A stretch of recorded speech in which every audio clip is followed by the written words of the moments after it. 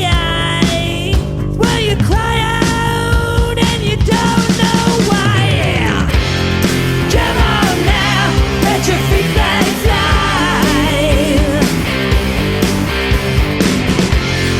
Come on now, let's go for a ride. Come on now, let your feet fly.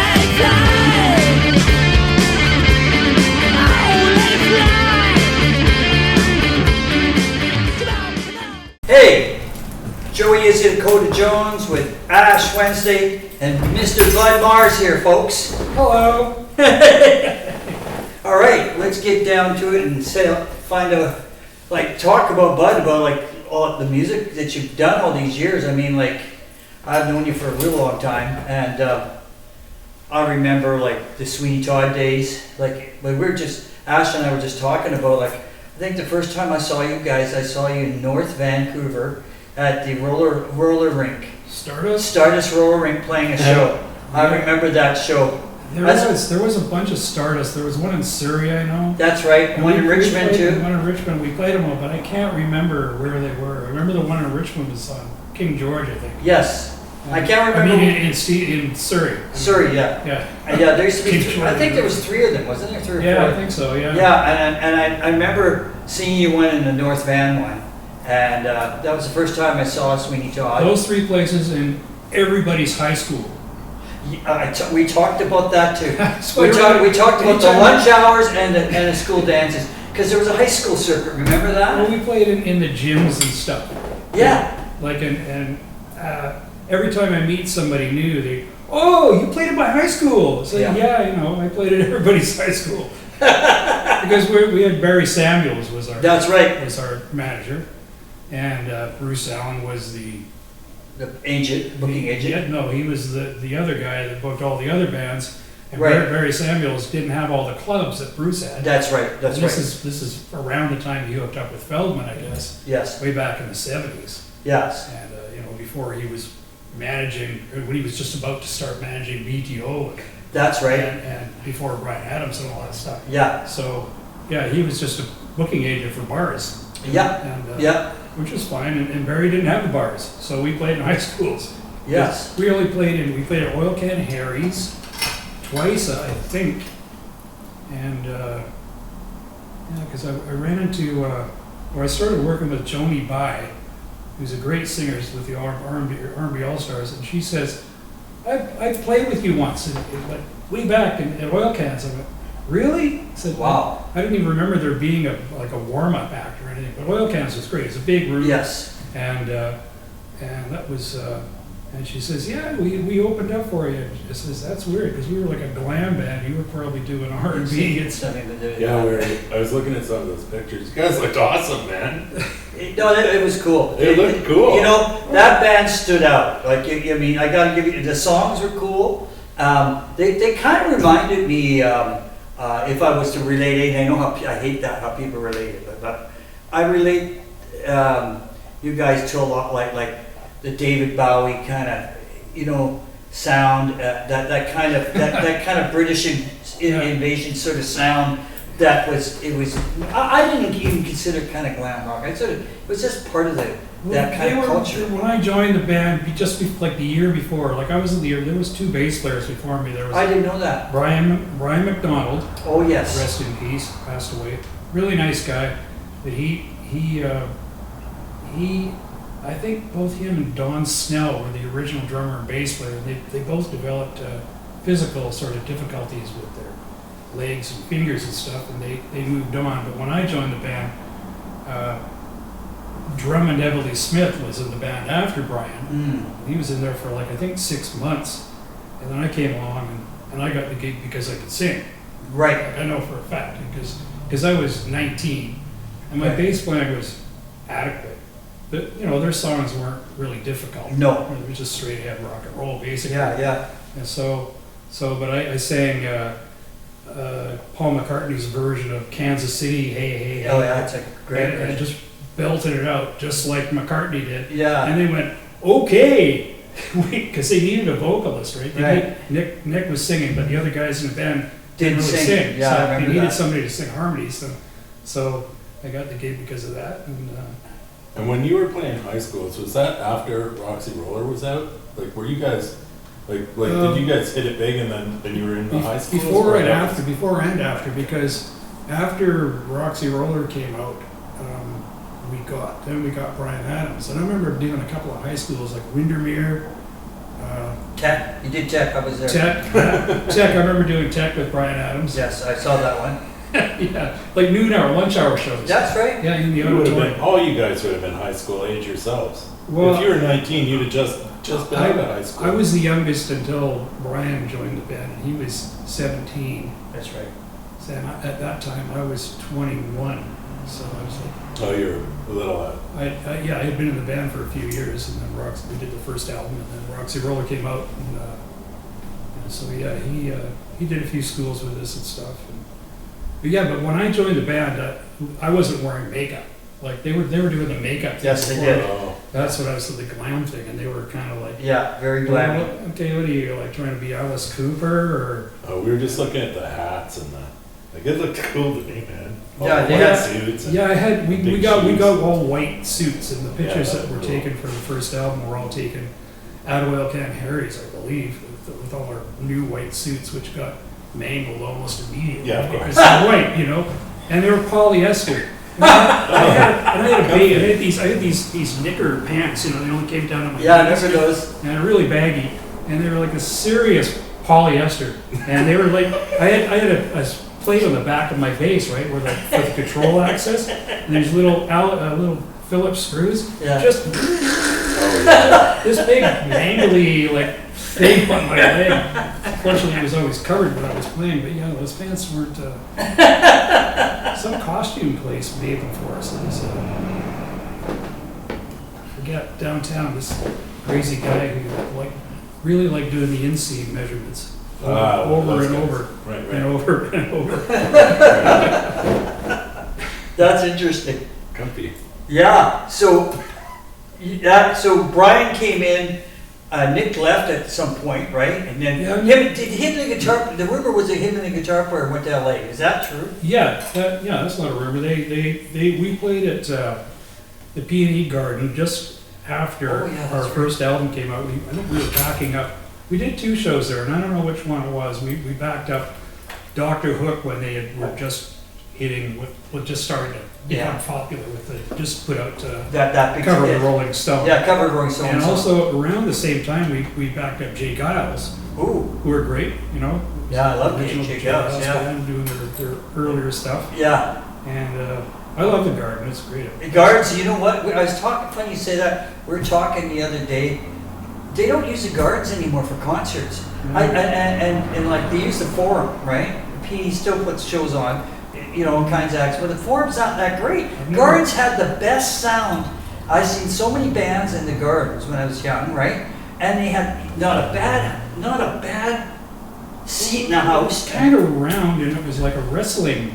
It thing. was a Wooden- wrestling. Wooden bleachers and. Yeah, but I liked it there. You know what I saw there in 1972 was Pink Floyd I saw that show. doing Dark Side of the Moon Yeah. that nobody had ever heard. Yeah. I went there to hear metal because I know. I love metal. The album before Dark Side of the Moon. Yeah. In the forum. And they in the Gardens. garden. On the garden. And they had this sort of In the Kelly garden. Dion quad. They had the quad, system. remember that? They had the double A7s on Yes, each side, yes. one on the back, and And so I remember before the show started, we were sitting and there. they were doing the heartbeat. And it was a going around- joystick. It was yes. slowly fading in. You could barely hear it, and it got louder and louder and moved around the room like this. I know, and people would go like, woo, they were freaking out and they could go around like, And then they broke into Breathe, I think. It's Yes. like nobody had ever heard this before. yeah, The album wasn't even out yet. yeah.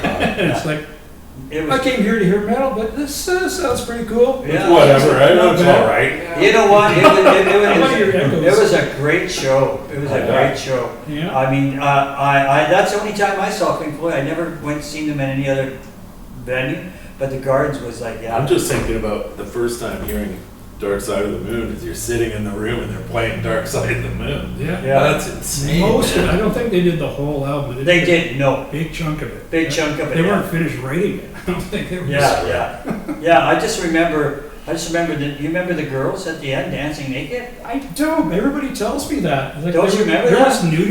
There was and nudity, and I didn't even. notice. I do what? Actually, I Where were I you? went to that show with the girl that I lost my virginity to. So maybe I was preoccupied. Yeah. I don't know. I was 17. All I can say is the shows in the garden, all the ones I saw, that sound was always really good, and the bands were really good, and I this summer when we went down, remember we went to see Leonard Skinner at the thing, Ash, at the Coliseum, and I bumped into one of the people that booked all the shows and stuff there, because they were walking around and they're talking to people, and I told the guy, I says, well, what the hell's wrong with you? Use the gardens. I says, the sound in there compared to the Forum is like no comparison. The Forum sucks compared to it's too big and echoey, right? Forum must have more seating or something. It does have more seating. It's a bigger venue, yeah. But yeah, the Gardens is a great venue to see shows because you wherever you sat, you had a good seat and the sound was good, even if you're at the back. Yeah, right. There's so many great memories from that property just up the street here. Yeah. The Peony. The Peony had great shows. First time I ever heard the Beatles, I was in the Forum. Oh. And I was ice skating, and I was there with my sister and her friend. This song comes on, of course it's like echo and terrible sound, you can't really make it out. She says, oh, that's that song by that new group from England called the Beatles. And I'm like, and something went click. Yeah. And even though I couldn't hear it, something mattered to me. Yeah. And I was like 9. Wow, yeah, of course. Or 8, actually, I think. Yeah. So. Yeah, I remember all that kind of stuff. That's where the problem started. That's where it all went south. And Ash, scratching and clawing my way. I want to ask you. We wanted to ask you about the album after that. How you had a little bit more to do with the writing and with Brian. Yeah, because in the first album, Nick and Jim pretty much wrote the songs, and the band fleshed them out. As you we went. didn't get any writing credit. Yeah. And so, as a matter of fact, you know the part in Roxy Roller that goes ding ding ding ding ding Yeah. ding ding. You did that, didn't you? No, that was always there, but it was instrumental. I was the first guy in the world to go, Roxy! Oh. Roller! And Nick looked at me and smiled and said, I like that. And so that's not writing, that's arranging. Yeah, but that's like the main hook of the song. It is a huge way to go. Yeah. It's just like, it seemed like Somebody's singing that right now. Like somebody is singing that today in their car, the top of their lungs. I'm still singing it. I still have to sing it every once in a while. Yeah, there This you go. stupid jam. Yeah, there you go. It goes with you. Yeah. So I don't mind. the People like it horse, so much it makes me feel good. the Horses album, though. Oh yeah. How was that? That was you having quite a bit more creative. That was, we gotta write some songs. Right. We need material. No inspiration, just write some songs. So, I mean, I had a little bit of fun with a song called "Shut Up" that I wrote with Skip, and then it was kind of stolen away from me by the producer, who decided that he didn't like the lyrics. He was going to rewrite all the lyrics, and so that way I'll get 50% because this song's going to be a hit, and it almost was a hit. Wow. Because I remember I was riding my old Rambler Classic up Kingsway. Steering wheel like this, 3 on the tree. And we had this AM radio in the car. And the song started, and it was like getting a ton of requests. And it was called Shut Up, right? And it had this instrumental intro. And I was in the car with Brian Adams. And that was the first time he ever heard himself on the radio. Oh, wow. Whoa. And we're like looking at each other, freak out. Wow, we're not one-hit wonders anymore. This is good because the song was called "Shut Up," and the DJ was playing tapes of all these kids phoning in and requesting, "Shut up, shut up, shut up, shut up, shut up." Yeah. And they start playing it. Start playing. And it was a fun pop song. Yeah. And it's not bad. It's badly produced, but it's it's the guy that produced it is a bad producer. Yeah. There you go. Yeah. Anyhow, whatever. But Oh, yeah, he's dead too, so I shouldn't speak ill of the dead, I guess. But, Hey, it is what it is. yeah, he took all our money too, so. Yeah, that's not good. I don't really care. That's not good. So that's another one. You're another case of you hear yourself on the radio Yeah, and just stayed on the radio. Pretty much. yeah, Oh, I still 100%. still get a bit of royalties from, there's a song that they play in Norway. One of the songs from the Wishes Were Horses album Yeah, that I wrote with Brian. right, And I think they play it because he co-wrote it. right. And it's a terrible song. It's not worth anything. I think some DJ in Norway is using it as a joke sort of intro and playing it like in some kind of repetition or playing part of it. Because, like, twice a year I'll get like $3.49 from SoCan from this. Where did you play? Norway?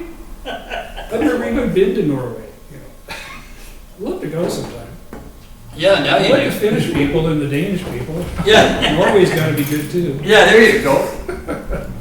So, how much longer did it last? I'm just checking things. And like I said, we're pretty casual here. How long after did it go on for you? That song? Yeah. Yeah, that song was dropped almost immediately. Oh. So it wasn't a hit because somebody's mom thought it was offensive, and To they say got shut too up. many complaints because you're Right. saying this offensive word, shut up. Like, Oh, Meanwhile, now, hey. yeah, Woo! now, yeah.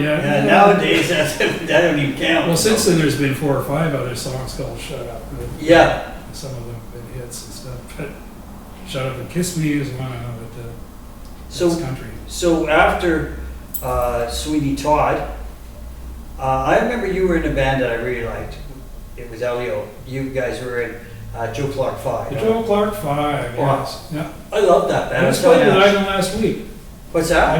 Ivan just came over. He was the main guitar. Oh yes, I remember Ivan Yeah, very well. he lives in Nanaimo. He came over and came to the jam last week. Oh, right I on. did some of our old stuff. He And I was- still play a lot of those old songs. 'Cause Yeah. That's what I grew up with, that 60s sort of garage band stuff. yeah, the garage I band really stuff. love the Standells. Yeah. And the Seeds and all that kind of stuff. And Parker and the Raiders. And Yes. the Monkees. The Stones. Sonics? So, yeah, we used to play The Witch. Nothing Right. like that, too. Yeah. I saw those guys maybe 10 years ago or something like that at the rickshaw, and they were so old. Oh, man. And they came out, their pants are way up here, and they came out, and I was just going, oh no, this is gonna be brutal. And they, boom, blew the roof off. Oh, that's They awesome. were so good. They were. Oh, it was a powerhouse, man. And it was over, and they're just all walked away. It's like, whoa. But it was incredible. Yeah. Yeah. Oh, I love that. I love that band, man. Yeah, I almost played with the Pointed Sticks. They did I passed the audition, but then I found out they weren't really getting paid for any of their gigs. I said, I gotta make a living, man. Yeah. So I said, thanks, Dick. And Johnny Ferrera was joined. He was in the Joe Clark 5 Yes. originally, and Elio replaced him. But he had joined the Pointed Sticks, and they did the Witch, and he did a killer sax solo in it. Yeah. They did it on their first album. Yeah. I didn't know Johnny was in the Pointed Sticks. I didn't know I was either, but I never did a gig with them. But we came really close because I love the band. They were great. They're a great band. Yeah. We were talking about them earlier too. Yeah. Pointed Sticks. Yeah. Yeah. I enjoyed that band a lot actually, and I think they're still going a little bit because Joe Keatley was telling Yeah. me he's got them on his label, and I heard he they were doing a few shows a couple of years ago. Less than a yeah, couple of yeah, years and Joe told me that he was pushing them really hard to get back out and do it again, right? ago. Yeah. And so, yeah, that's And interesting. Dimwit, the drummer, Yes, he auditioned for the Joe Clark 5 and just about destroyed the drum kit in Rob's basement. That's It's awesome. like brand new 12-inch rack tom head, and it was like a bowl. By the time he'd done like 2 songs, it's just like pushed in. Yo, wait. It's just grinning, yeah. Good old Dimwit, bless his heart. Rest in peace. But yeah, he was like 10 Charlie Watts piled into one body. Just Yeah. a big rolling mother. He was so good, but too loud. We have to play in public places. People will complain. Perfect for DOA. perfect. Definitely. Did you play in the Finns too? Oh, yeah. Yeah, you were 5 in years. you were in 5 years with the Finns, right? Yeah, Yeah. yeah, because Elio was in the Joe Clark 5, and he And you guys went, he ended up in the Finns, and I started doing sound, and that was around the time I was doing sound for your band. that's right. You were jumping around in a caveman suit, Yes. doing Strange Animal. Yeah. That was great. You guys were good. Really good band. Pilot? Was that what it was called? That was cool. That was Pilot. You were doing sound. Yeah, we were a good band. We were treated like shit by Feldman, but that's okay. You dressed up like a caveman? Well, we did, they made me do, they kind of talked about it, didn't make me, they talked me into doing, what I did was, I came out one night in a straight jacket, like, I put a straight jacket on, right, put it on, and I came out and we did that Slade song that Quiet Riot did, Mama. Oh yeah, Mama, we're all crazy now. Yeah, we're all Oh, crazy okay. now, right? So I came out in a straight jacket and thought I'd sing the song. Well, I brought my ex-wife now, but I brought my ex-wife's doll. She had this doll. So I brought the doll out, and I had quite a few drinks in me. And Feldman, they were watching the band one night, with Casey and Lenny, and they were all there watching. And I came out, and they were like, holy fuck, what's this, right?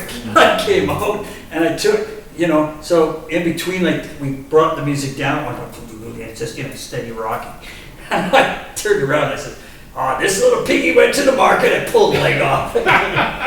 Throw it away. This little piggy went home, flew off the other leg, and then pull off the head. And this little piggy went all the way home, right? And they went like, wow, this guy's crazy, So I thought, well, I was trying to like spark something, and finally they says, okay, now we're going to get you to start doing these different costumes in certain songs at certain times on stage, right? Right. So I started doing that for a little bit, right? Okay. I tell you, fuck, I should have got paid more for doing that stuff. Yeah, sure. But, in the end, I ended up leaving the band because, I know you did some other stuff, but I remember the Strange Animal. oh, I know, I like Gowan, so Yeah, okay. Gowan was great to sing and great to be on Yeah, stage he did doing a it. great job of it too. I love He's Gowan. up there. Yeah, he was really fun. I enjoyed that stuff, but it was like, yeah, the band had its moments, but it was a good band. Just I thought Feldman kind of mistreated us a bit, but that's pretty typical for them at that point in time, right?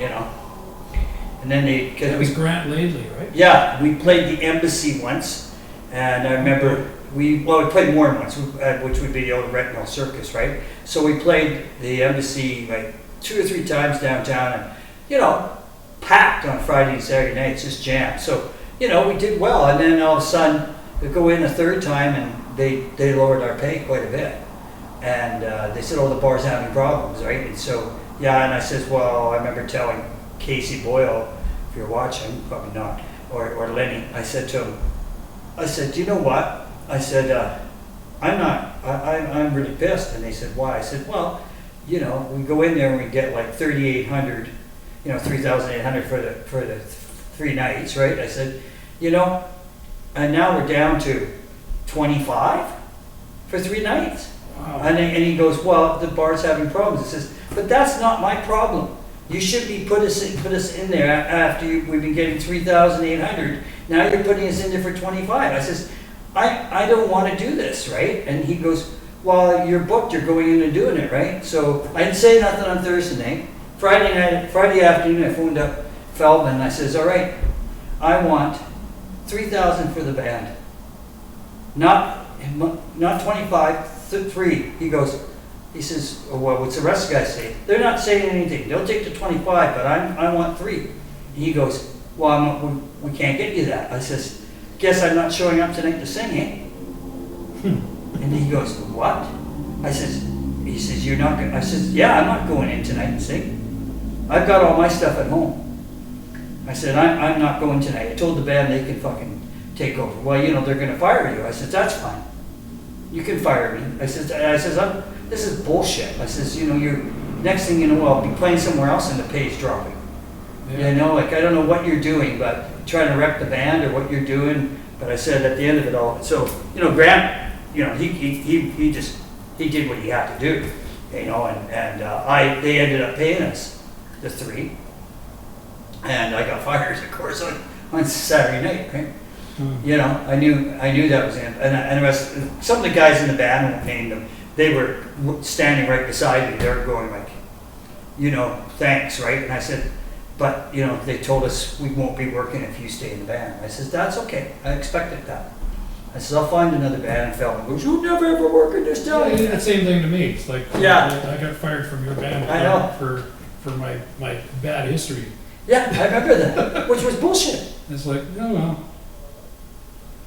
Which wasn't really bullshit because I turned around and started doing the badness right after that anyway. Yeah. It's not like I was cured like I am now. Yeah. Yeah, no. Oh, I know. One time I was in, check this out for getting kicked out of a band. So I'm in this band. It was a three-piece and it was whatever. And then they got me to be the singer. And more people started coming. The songs started sounding cooler. Everything was great. Starting to sell out like places down at Gastown or whatever.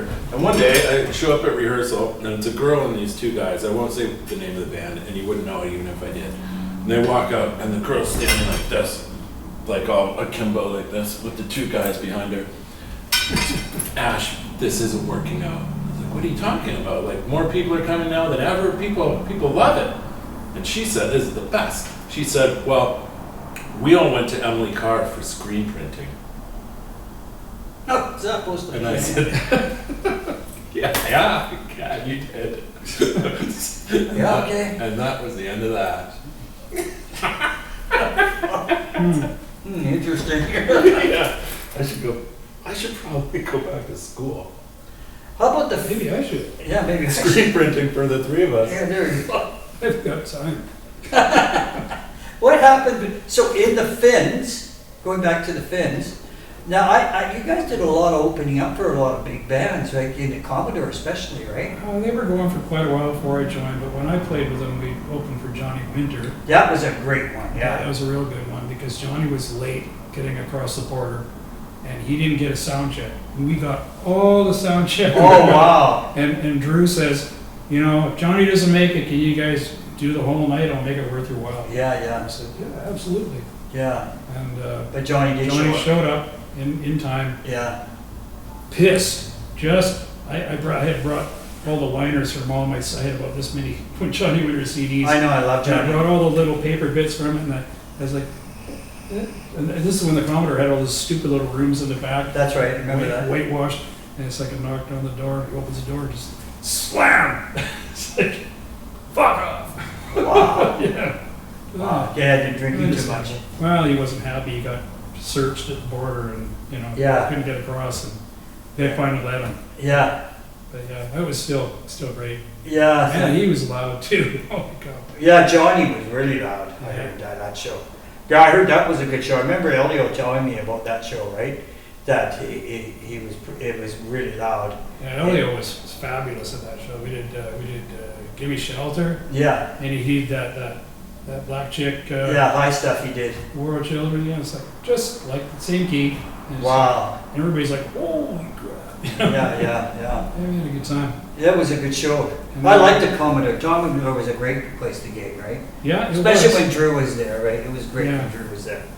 Yeah. I can't take it now. The bottom end they got in there, Yeah. the subs, I've they're been in just there. brutal. They're like so overbearing. It's like it Yeah. rattles my brain. Yeah. And I'm running around the room trying to find a spot where it's not rattling. Yeah.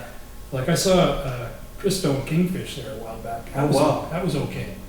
That's the last show I went there, and I seen John Hyatt there. He was great, Wow. and Dweezil Zappa a couple of times. Oh wow.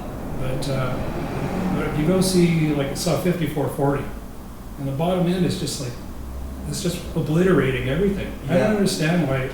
Well, you got these subs, they can do that, but do you have to have them like louder than everything else? Yeah. Yeah. Yeah. Like they're just like, they're blurring all the mid-range and highs. It's just Yeah. They're of canceling. course, my it out. ears are, I don't know, I try not to complain too much because I'm old and my ears are I getting think kids listen to, or younger people listen to, like, hip hop is super. Yeah, hip hop has bassy, this right? stupid, you can hear it driving down the street every day. Well, yeah, I had one of Doors those rattling in cars. It's- those bass boxes in my Jeep. I took it out, man.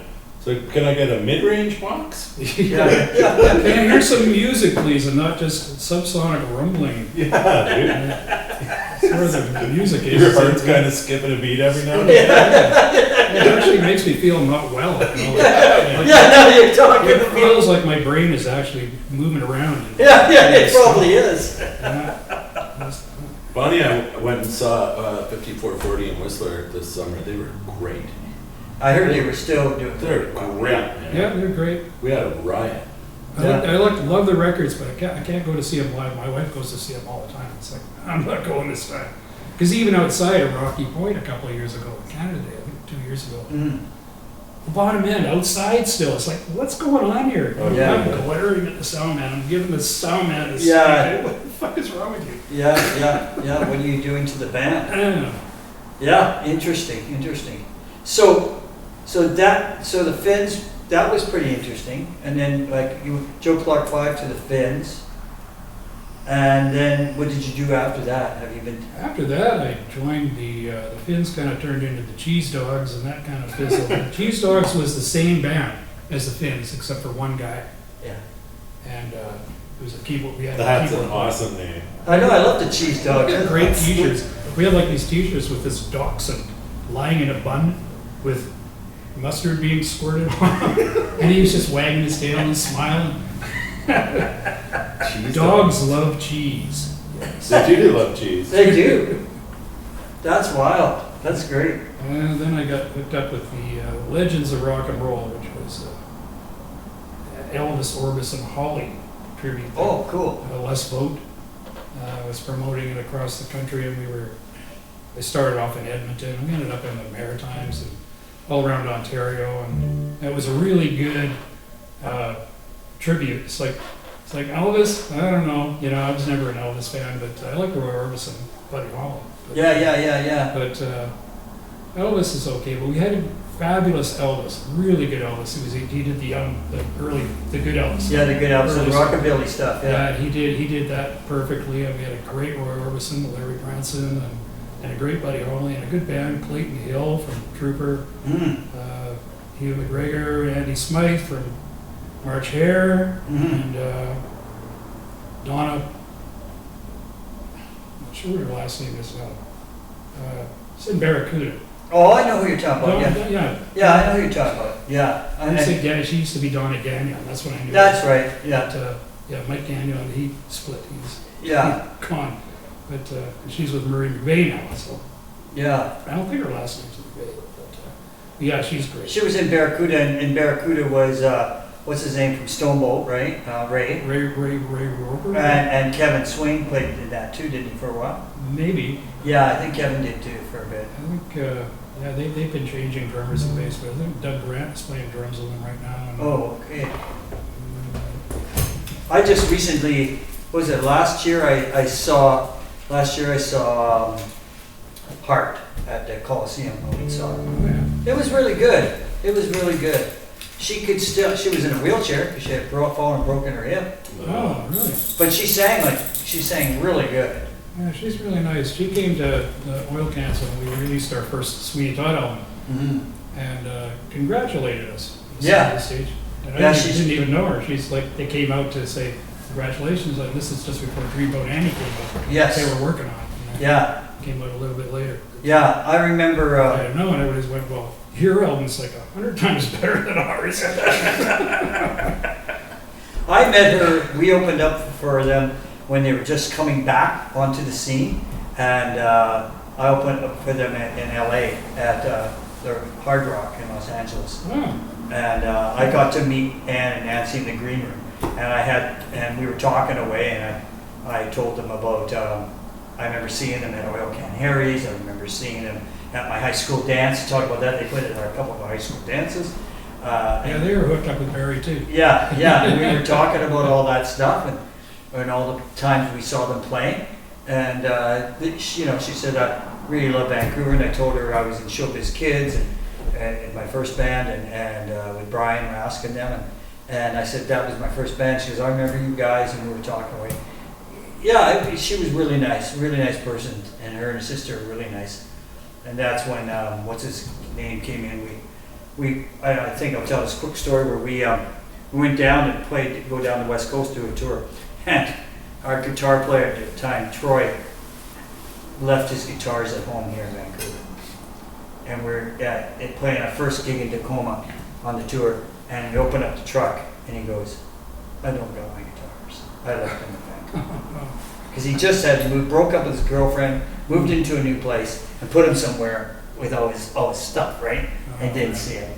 So we're going, oh fuck, what are we gonna do tonight, right? You know? Well, I don't think any of the other bands in Tacoma will let us use their guitar gear. Because it's like 9 o'clock at We had night. his amps, but no guitars. No amp either. No amps either, okay. So we're going like, what do we do, right? So luckily the promoter played in bar bands himself, bands too, punk bands and stuff. He was a really nice guy, and he says, I can get you a guitar amp, but I can't get you guitars. He says, I don't have access to any, and nobody in these bands will let you use the guitars. I know they won't. So we walk into the place, and we see guitars all over the wall that bands have played there.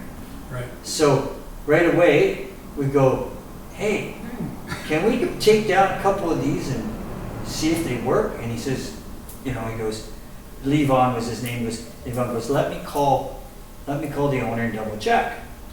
And the owner says, okay, there's no other way to get a guitar. No, okay, they can do it. And we had a single out, so it was getting played down there quite a bit. So he wanted us to play. So anyways, he takes down the guitar, this pink guitar, tries it. Hey, it's pretty good. It's not bad. Some guy one guy's band had some spare strings. So he says, I'll give you the strings if you want to retune it and go, Right. freshen it up. So we did, put new strings on it. And it worked, right? We got through the show, right? Next day he called, his buddy to meet us at the border and get across the border because his buddy was going to believe it or not, going to a baseball game. It's down in Mariner. So he brought the amp and the guitars and wrote, and told what was going on and who we were. The band just went down there. They let him go, believe it or not. They let him go. And so we met up, took it. Anyways, long story short, we're playing at the Hard Rock in LA, and who walks in the door? And I'm trying to remember the guy's name, the big famous guitar player. Anyways, it was his guitar. And so I'm talking to Ann and Nancy, and we're shooting the breeze, and all of a sudden, the guitar player guy walks in, and he walks up to Paul, my guitar player, but Paul was playing drums at the time in our band. And he walks up and he goes, hey, you playing the Twitch, right? He said, I've been following you guys online because you guys are filming your shows and all that stuff and putting it up on the thing. I've been following your tour, and you got my pink guitar. And he goes, are you the guitar player? He goes, no, I'm not the guitar player. Guitar player's over there, right? So walks over to the guitar player and he goes, hey, where's my guitar? Right? You stole my guitar. I gave that to the bar. He goes, no, the bar still got it. We gave it back to the bar. He goes, oh, okay. And then he sits down and he starts talking to Ann and Nancy because he knows them, right? So it was really interesting. But Crazy. But it was a weird tour. There's a lesson. Bring your instrument on tour. Yeah, it would help, right? I did that once, but it was only in Richmond. So you didn't have I was to. living in East Van. I had to drive home to East Van to get my basses. I left them both at home. Right on. Give me a time. So that's it. And now you also do a jam, like we were talking off Oh camera. yeah, I'm playing with some noteworthy people. Chris Norquist, Mike Galange, Chuck Johnson, Johnny Ferreira. Oh, Johnny's there too, eh? This is it's called the Aristocats. And it's put together by a boat builder in Steveston. We call him Dave because that's his name. And he's not a musician, but he's a lover of music, and he's very energetic, and he's pushing stuff, and he's putting us here, and he's found this restaurant. And he says, talk the owners into putting in a stage and having a band there. It's like it's a restaurant. Wow. Like little kids can come in, and so we have to play really quiet for the first set, and it gets louder and louder. But there's no big huge PA. It's just a couple of Mackeys on the wall. Yeah. No monitors. Like an Allen Heath board, and just plug in a couple of mics, just make the vocals and go. Yeah. We have all kinds of fun because they're such good players. I was just gonna say that. And from for the next few months, we got John Nolan on drums, Oh, because cool. Chris is away in Asia. Right. And when I can't make it, Billy Mendoza plays bass. Wow. Because I'm there almost every Thursday. And I read there. What's the name of the place? it's called the Shady Island Seafood Restaurant. Wow. Shady Island Seafood Restaurant Yeah. in Steveston On every Thursday. Thursday. Yeah. It's Thursday, and they have bands, which I'm also a part of sometimes on Friday and Saturday as well. There it is. Yeah. You guys all love Steveston. We all love Steveston. Yeah, Let's go it's great, and from that came Dave, Dave Boatworks, Dave guy, Mm. got me hooked up with Alex Whitaker, who I knew before, but he's doing a Jimmy Buffett tribute, Oh, interesting. and this is something I've never listened to. Yeah. Like I played country in the early '90s for about 5 years. Right. So I Okay. can play I didn't know country. that. Yeah. Yeah, this is just before the Legends of Rock and Roll. I played country for a while, and Mhm. that kind of morphed, and then I ended up playing with Nick Gilder again in the late '90s for 5 years. Wow. We went around the country doing stuff, but that wore off quick. I didn't want to travel anymore. Yeah. Are you guys still close? You and Nick Gilder?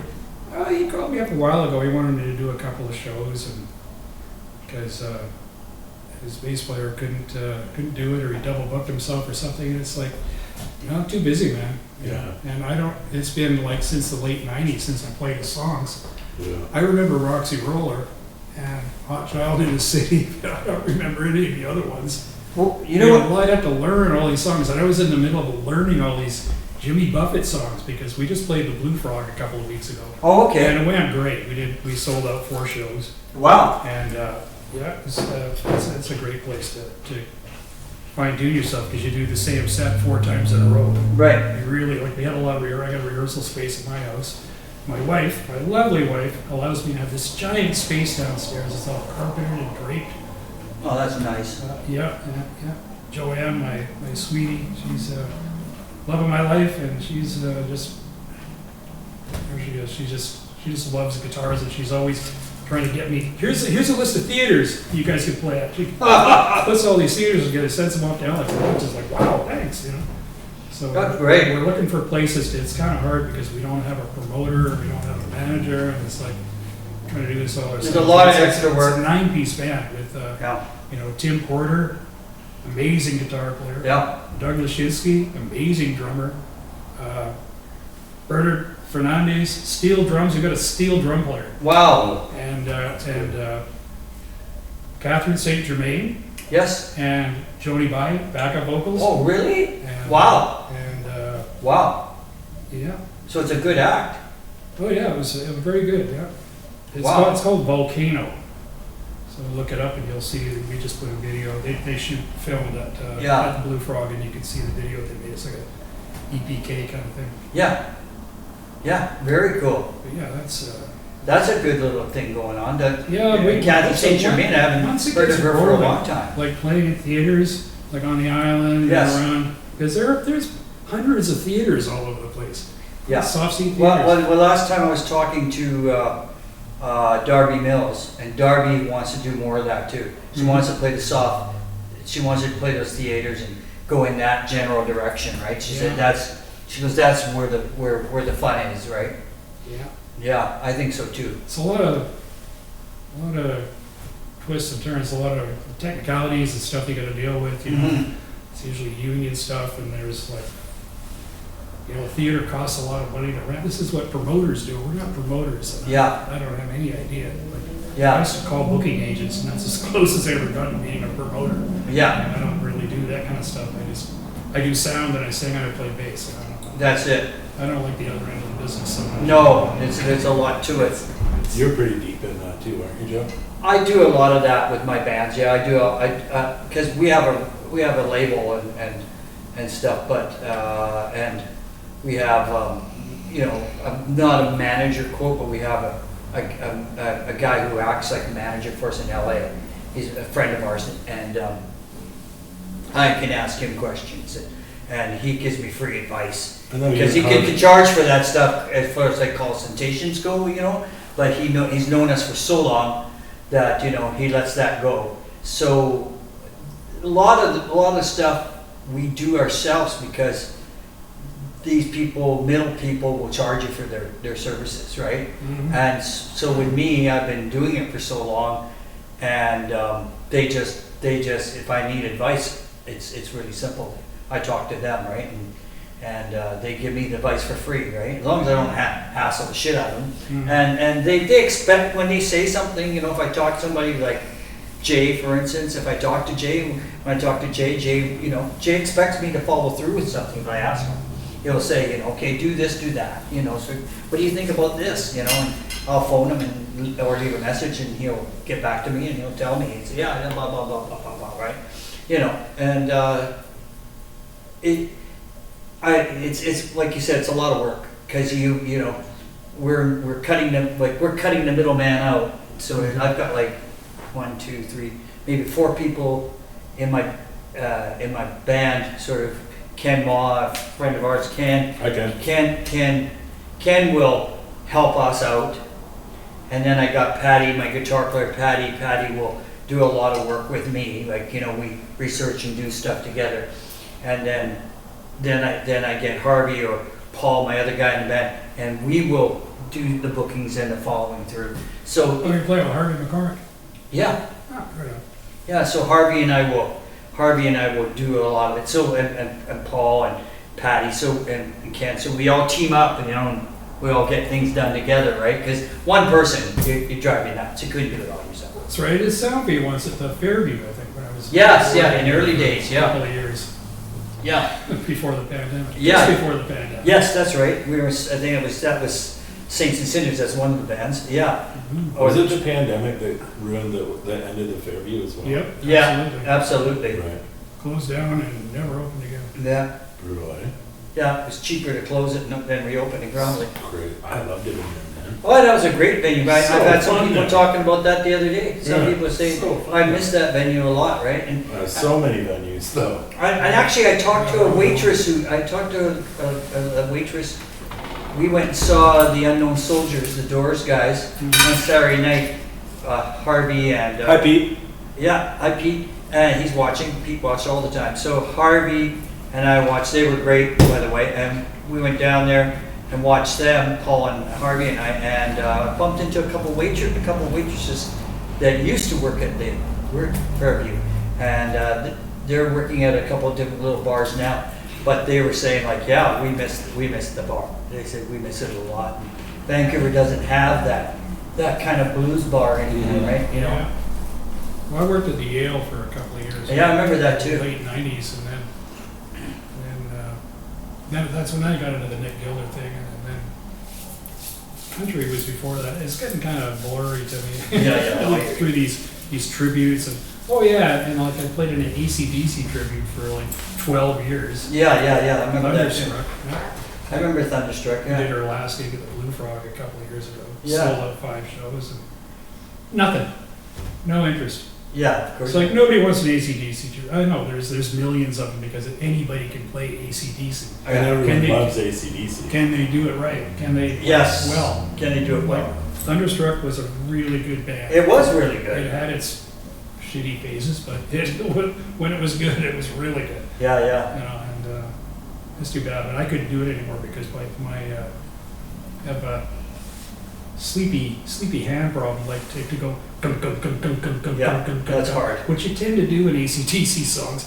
Like, and I'm just like gripping that pick. Yeah, Like, yeah. my whole right side of my body is just clenched. It's like, you know. Yeah. 'Cause I love playing that stuff. It was just, it's like, well, apparently this is what I play like. Because I never liked AC/DC before. I never listened to them. It's like, No, I didn't. oh, that's for 15-year-old boys. I'm not going to play that. And Yeah. they I taught me. listened to that when I was a 15-year-old boy. Yeah, I think I was 22 by the time I heard of them. Like by the time they came out. So Yeah, I used to play in a band. We used to do tons of called Spider, and we used to do all the heavy metal, heavy rock stuff.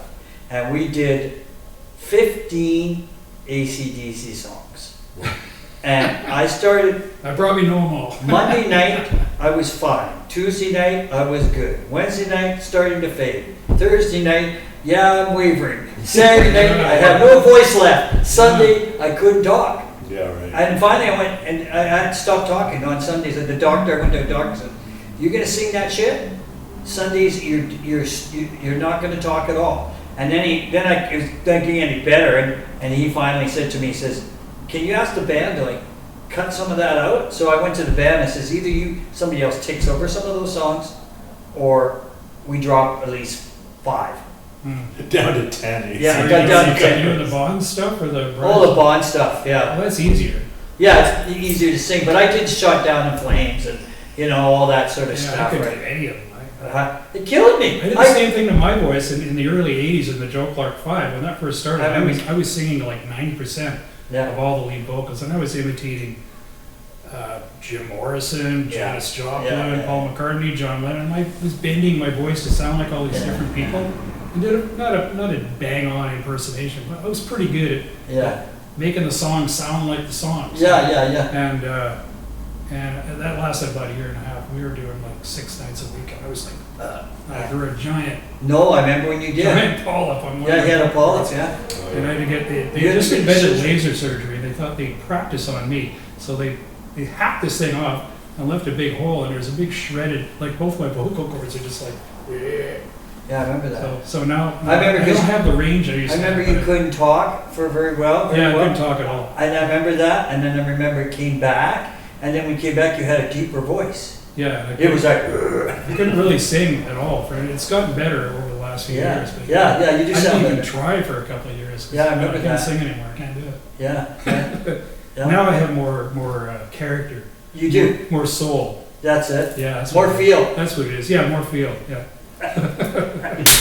That's what I say now when I go up and sing. People go, oh, you sound really good. You sound better than you used to. I says, well, because I got more feel. Yeah. I More says, experience. I know what to do now compared to what I didn't do before. Mhm.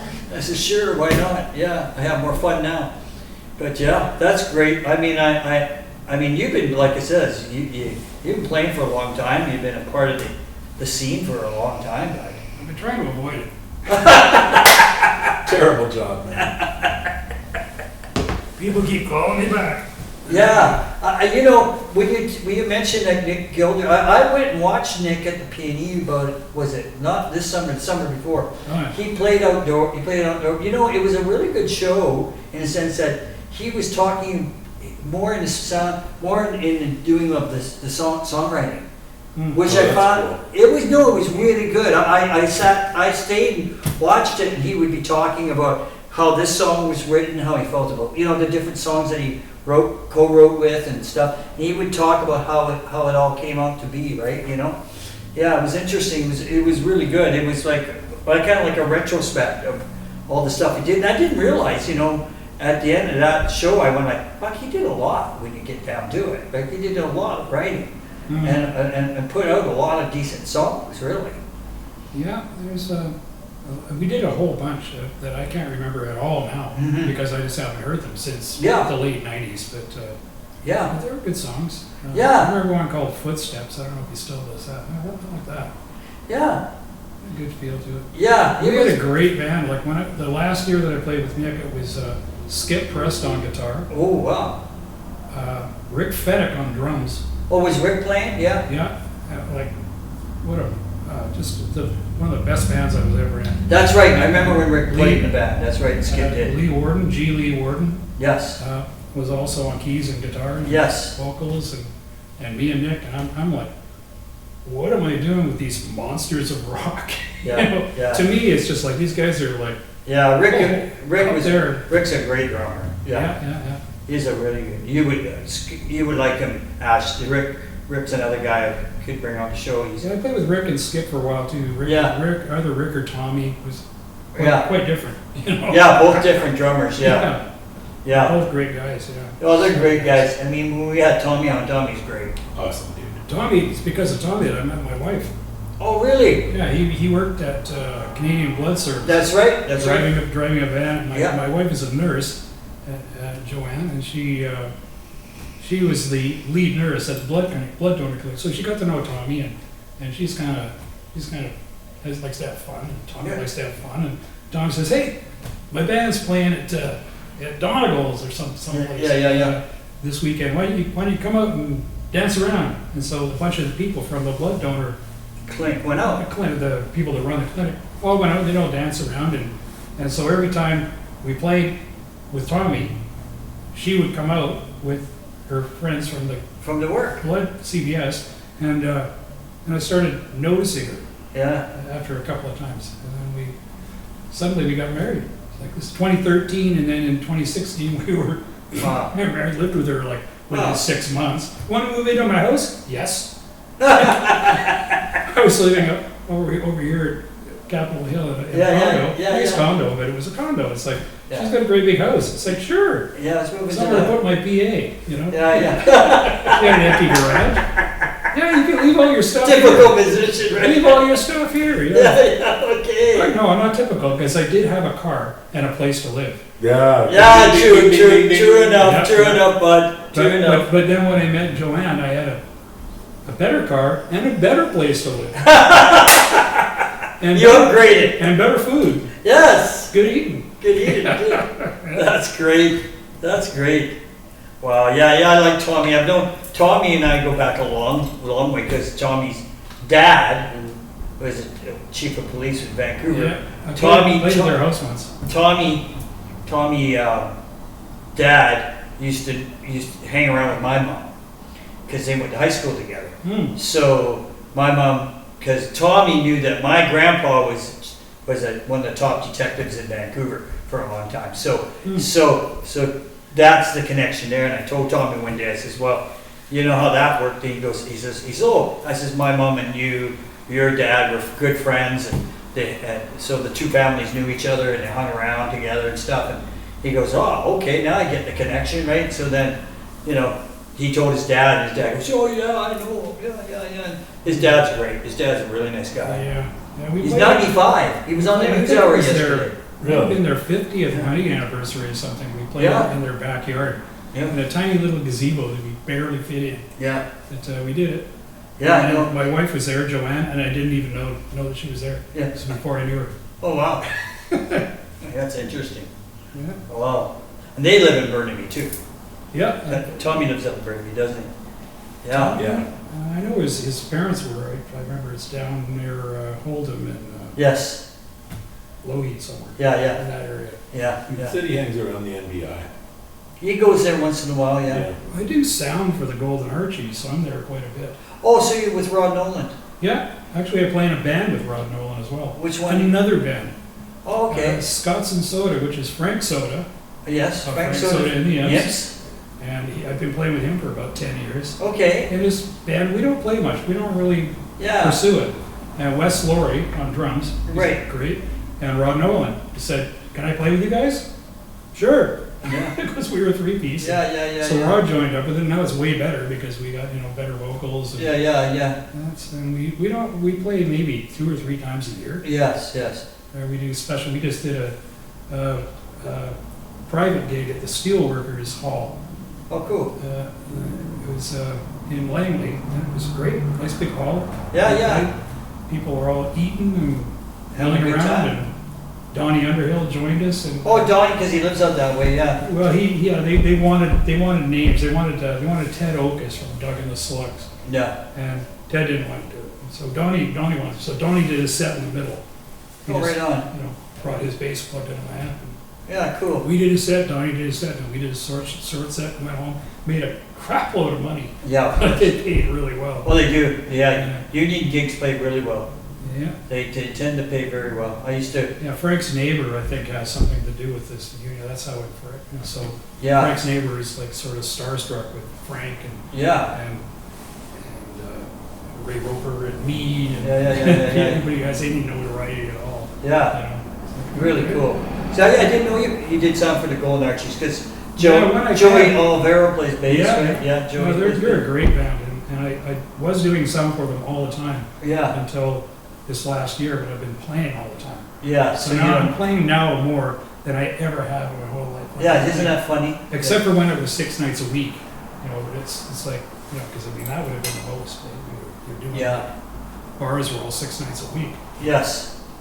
But I wasn't playing every week, but yeah, mostly. But yeah, it's a lot now. After about 10 years of kind of like, once a month maybe. Now it's Yeah. like 8, 9, 10 times a month. Yeah, I'm probably more, I'm more busier now than I have been in 5 years. So officially in 3 bands, Scots and Soda, Yeah, Volcano, and the Aristocats. so you're busy, you are busy, yeah. Yeah.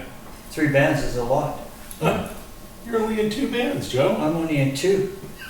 Harvey's in 3. I used to be in 4 at one point, I remember, Yeah, when I was playing with Skin. I know that, Thunderstruck. I know my female singer Emily, she's in like 3 or 4. Yeah, a lot of people, How many's Patty in? 2? Patty's in 3. 3. She's got one. She's in 3 bands, Yeah, Patty. And then, yeah, and Paul, my other guitar player, Paul's in 3. He's in 3 bands. Harvey's in 3 bands.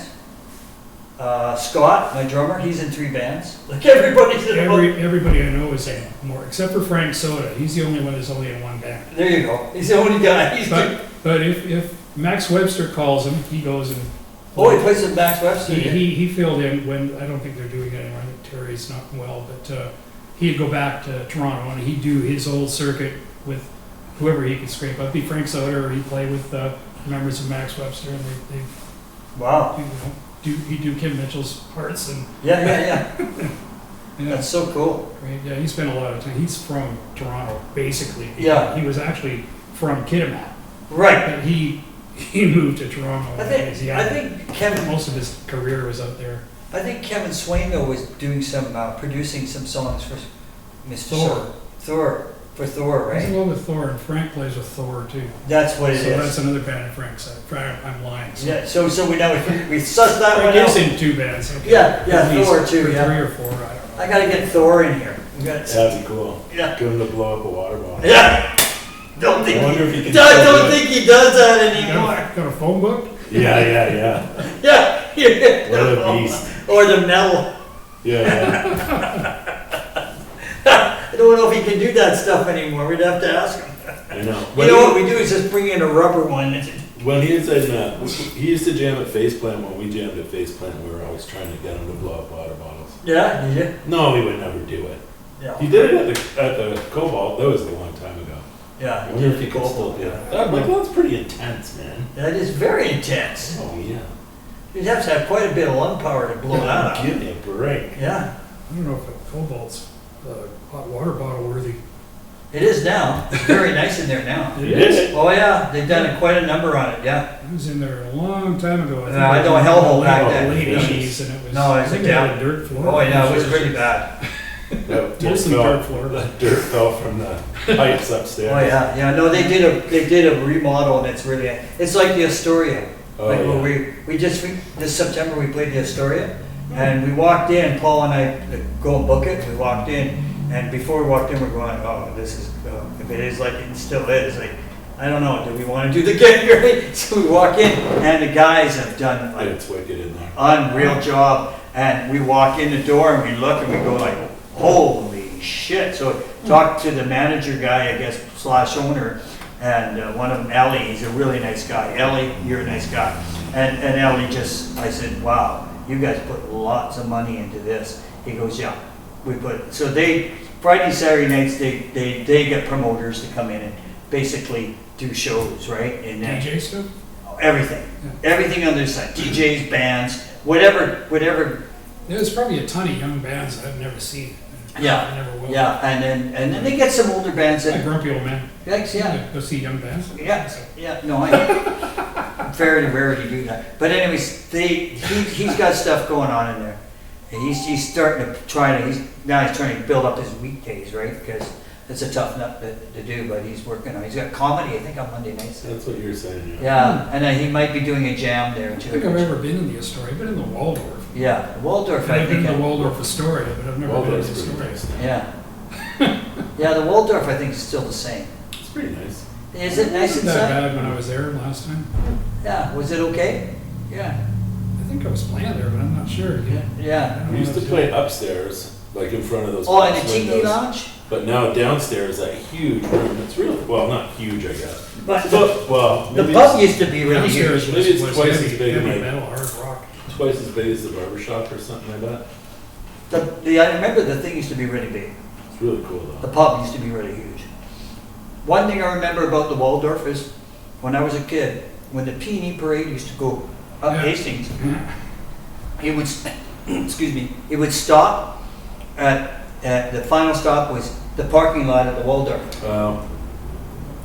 Then everybody that was close to being of age would go into the pub, Drink in the Waldorf. and they would have a big buffet Oh, nice. put on by the city. Huge buffet.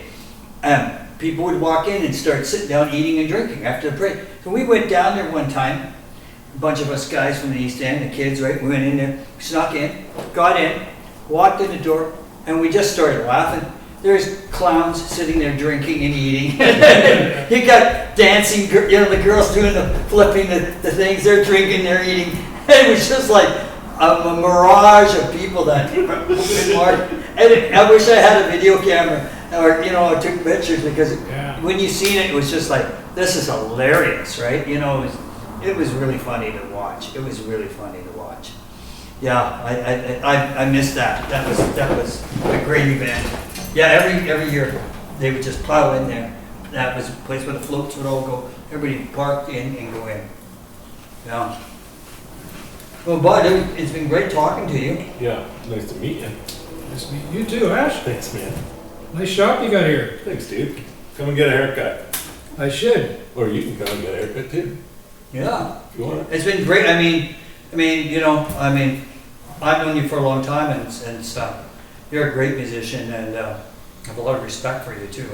I really do. Not just saying that. I told Ash, I'm getting better. you are getting better. You know what I'd like to say? I'm working at it. There's something I'd like to say. Roxy! I can't fucking do it. We played at Oil Can Harry's once with Rick Gilder, and when the pictures were all taken for the back of the first album. And David Bowie was there What? because Freddie Hubbard was playing in the jazz room upstairs. Yes. And David Bowie was really good friends with Freddie Hubbard's drummer.